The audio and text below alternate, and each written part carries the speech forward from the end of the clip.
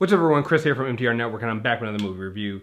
This time I am reviewing Hotel Artemis. This is a film that's directed by Drew Pearce, who I believe this is his first time directing a full-length feature film. He's done some other smaller things. I think did All Hail the King, that one shot from Marvel, and some other things there.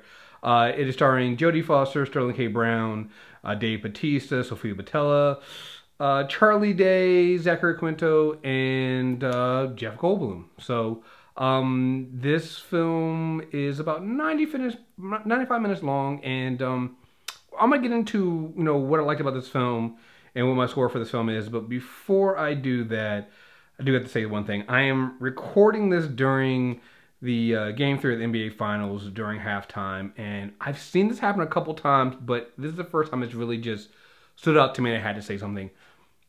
I keep seeing like these TV spots for the Meg. There is that that shark film starring Jason Statham. Like, that film doesn't come out until August, and they're doing TV spots already. Like, they're doing a serious push for this film, and it's just Jaws with a bigger shark.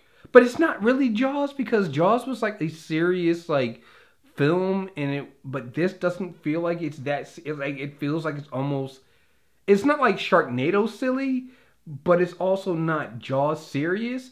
And I feel like you can't do a big shark film and be in the middle. You either gotta go all the way and be serious, or you gotta just lean into it and be Sharknado. You can't just be it's been like, I don't understand how they get. I'm telling you right now, I gotta do my movie Toilet Snakes. Toilet Snakes gotta happen, because fuck it, they're just handing out money for these fucking films in Hollywood. You don't need a good film. I don't. Anyway, Hotel Artemis. That's what we're here to talk about. And I gotta say, I really enjoyed this film. Again, it's a small film. It's not a big film. This is one of those films that, it's not going to do big numbers at the box office, but it's the kind of film that I like. It's a smaller done film. The premise is it's set in the future, which when I saw the first trailers for this, I did not know it was set in the future. I want to say it was like 2028 or something like that. I don't know. It takes place during a riot, and you have this, the Hotel Artemis, which is basically this underground, it's not underground, but you get what I'm saying. It's underground medical facility for criminals. So Sterling K. Brown is a bank robber. Sofia Boutella, she is an assassin. Charlie Day, I forgot to mention Charlie Day's in this film. Charlie Day is an arms dealer, and you have a couple other characters. I don't want to spoil who they are and what their roles are in this film. Dave Bautista is the orderly. He works with Jodie Foster's character, the nurse or the doctor there, and I was really caught off guard by, because you see the trailers for it, it looks all dingy and dirty, and it is kind of, but it's also state of the art. Like, there's a medical facility where if you, let's say you suffer a bullet wound and your lung collapses and you need a new lung, they can actually 3D print you a lung.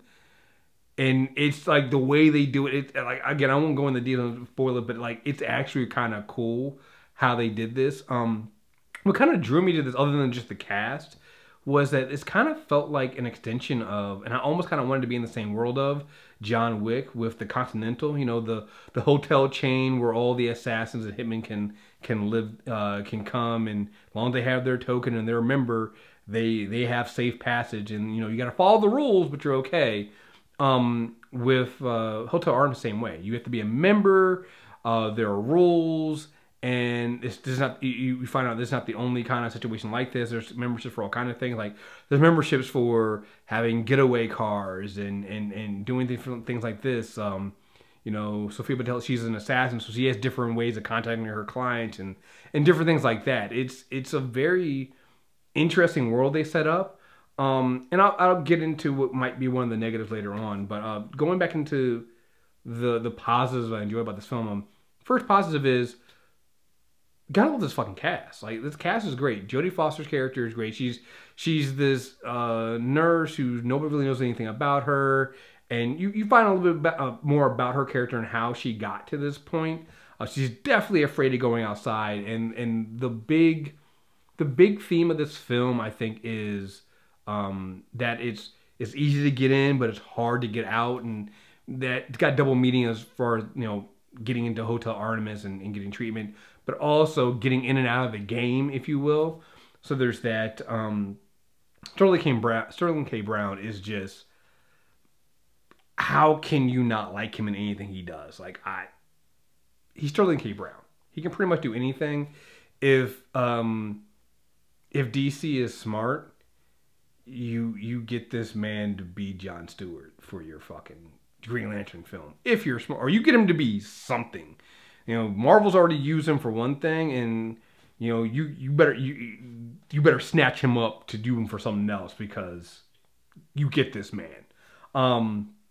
Sofia Boutella, I've never really hated her in any of her films. I always felt like they kind of don't utilize her correctly. I especially felt true of like when she was in Atomic Blonde. You know, she's always getting these roles where it's just like they're not good movies, and you really can't tell if it's her or not. This film kind of reminds me that it's not her, it's the movies. I feel like her role in this as the assassin is pretty much what I was hoping for in Atomic Blonde but didn't get. I feel like films overuse the idea that she's very, very beautiful. Yes. But she can do so much more, and this film allows her to do that.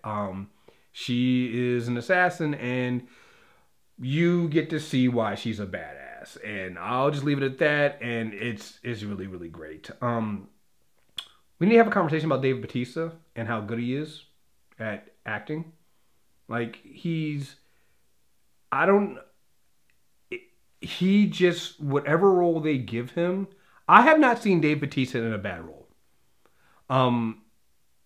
Obviously we know him from as Drax and, you know, Guardians of the Galaxy, and he was a standout character in Infinity War. But, I remember him also, he had a small, really, really small role in Blade Runner 2049, and he was really, really good in that as well. It's like, he actually has a range, and it's kind of scary. And again, in this film, it's just, in this one here, it is partly his comedic timing, when he's just the deadpanness of his comedic timing, but then also it's just like, you get it, like, he's actually really, really good. And I'll say this, between him and then John Cena, if you didn't see Blockers, go see Blockers. John Cena did a really good job in Blockers.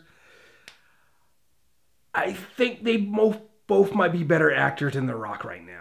I still believe in Dwayne Johnson as being a good actor. I just feel like he's kind of gotten to the thing where he knows he doesn't have to act anymore, and he can just be The Rock in every film.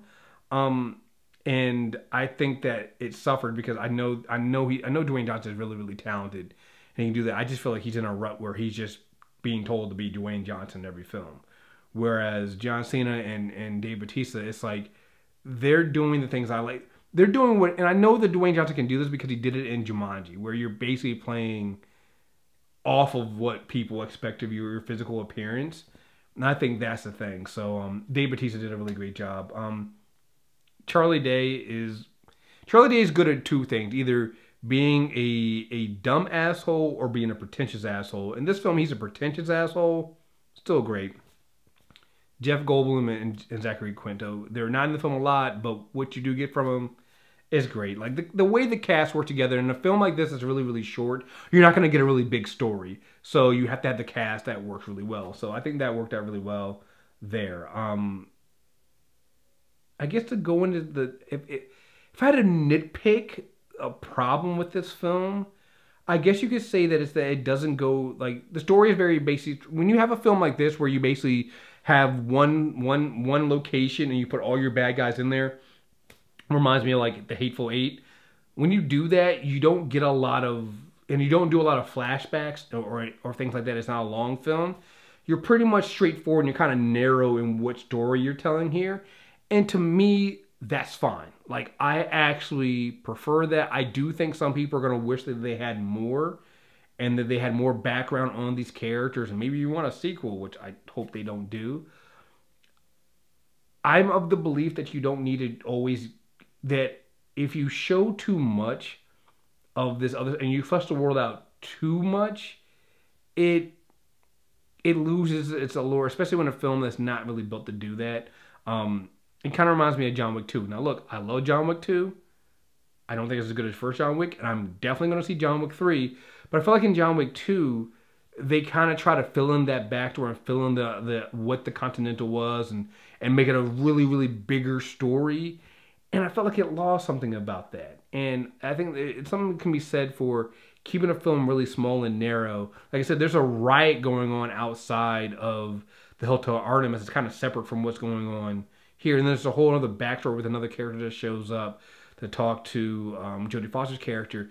They kind of give you some things here and there with it, but they don't go too far with it. And they're kind of using those things as plot devices to kind of move this linear story forward a little bit.